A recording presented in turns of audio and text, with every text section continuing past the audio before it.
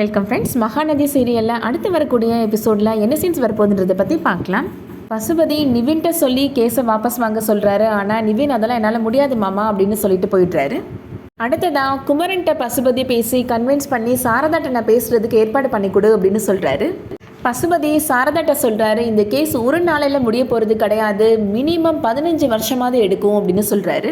15 வருஷமாக யமுனா கோர்ட்டுக்கு அலைய போகிறாளா, அவளோட படிப்பு கெட்டு போகாதா, அதுக்கப்புறமா அவளை யார் கல்யாணம் பண்ணிப்பாங்க அப்படின்னு கேட்குறாரு. ஒரு வழியாக சாரதாவை கன்வின்ஸ் பண்ணி இப்போது கேஸை வாபஸ் வாங்கவும் வச்சிடுறாரு. குமரனும் சாரதாவும் கேஸை வாபஸ் வாங்கினதை பற்றி இப்போது வீட்டில் வந்து சொல்கிறாங்க. அதை கேட்ட உடனே காவேரி ரொம்ப கோபப்படுறாங்க. குமரனை காவேரி திட்டுறாங்க.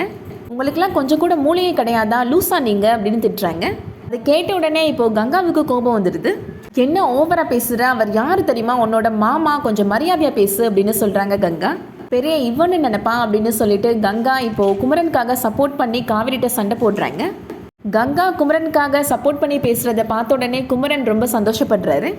கங்கா காவேரி 2 பேருக்கும் நடுவில் இப்போ விரிசல் அதிகமாயிடுச்சு.